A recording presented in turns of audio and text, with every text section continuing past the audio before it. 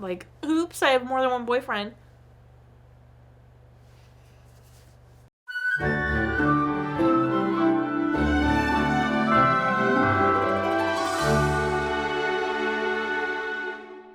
Welcome back to Every Disney Movie Ever. My name is Jess and I'm watching Every Disney Movie Ever. Today I'm going to talk about The Facts of Life Reunion. The Facts of Life Reunion is a 2001 television release. It's directed by Charles Herman-Wurmfeld, cinematography by Sher, editing by Benjamin A. Weissman, music by Steve Dorff, and it's written by Max Enscoe and Annie DeYoung. Charles Herman-Wurmfeld is best known for Rage Room, Kissing Jessica Stein, Legally Blonde 2, and The Hammer. Sher is best known for Joker, The Hangover, Garden State, and Godzilla King of the Monsters. Benjamin A. Weissman and Steve Dorff have covered in previous videos that we listed and linked in the description. Max Enscoe and Annie DeYoung are a writing team, and they're both best known for Woolly Boys, The Barber, Johnny Capahala Back on Board, and The Ron Clark Story. The film stars Charlotte Rae, Lisa Welchel, Mindy Cohn, and Kim Fields.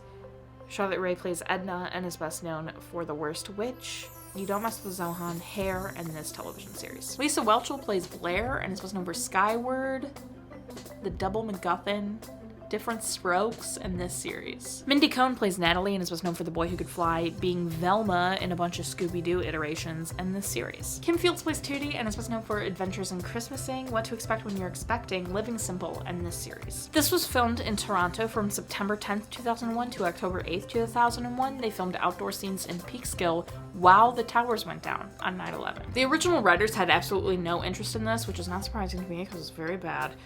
But I wanted to mention that I have always been aware of The Facts of Life. I'm aware of a lot of like old Different Strokes, The Facts of Life, the Wonder Year, old shows.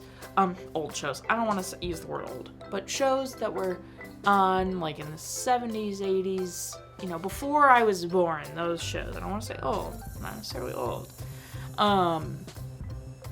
But I've never seen the original Facts of Life sitcom. Like, I've never watched an episode of the original Facts of Life. I've always been aware of it. These actors seem very familiar to me, but I've never seen an episode. So this holds absolutely zero nostalgic factor for me.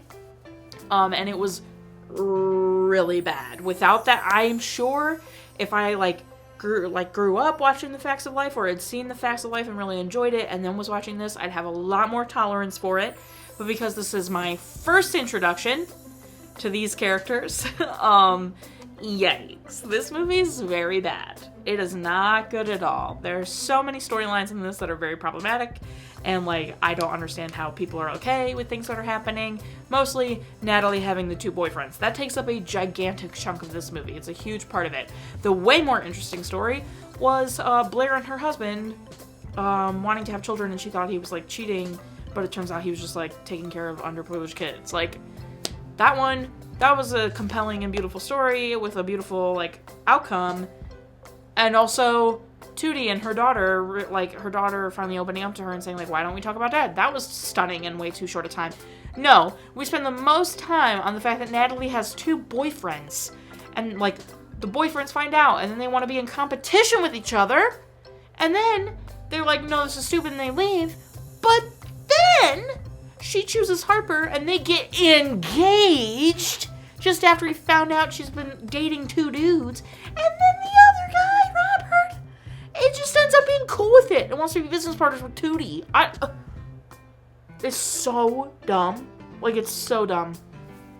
Yeah. And then on top of that, just gonna say right here, just as a trigger warning, there's about to be very brief mention of suicide right now. Natalie, once the two boyfriends find out about each other and leave, is laying in her bed, and when someone knocks on her door, says something horrible along the lines of like, if you don't have these two instruments on which I could end my life with, don't come in here. And they were instruments that were like, yikes. Not, I mean, the whole joke, yikes, but just, ooh, it was, wow. And then Tootie's daughter's father has passed away, but Tootie's daughter isn't like a main character, so I don't know if I should count the parent death, but it is seen and said on screen, and she's a character. But I normally, like, when I originally started, was only counting main characters of people I considered starring in the film.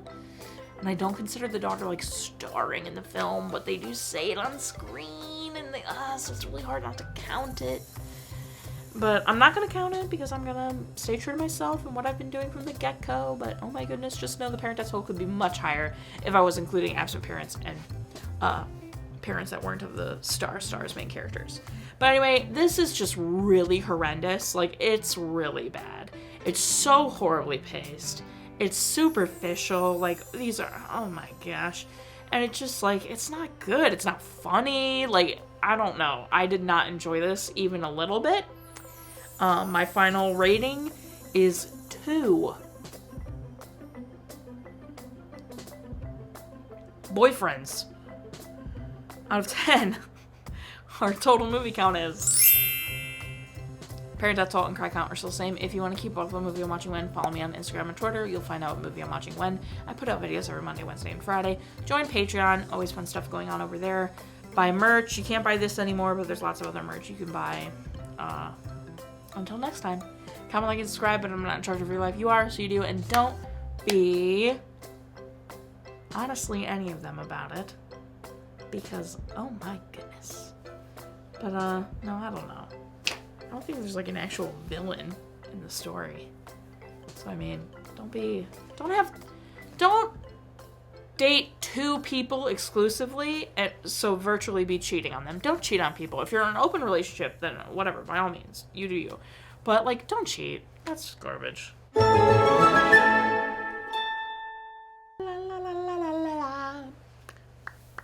don't even listen to Harry Styles that much. And I don't even own that song.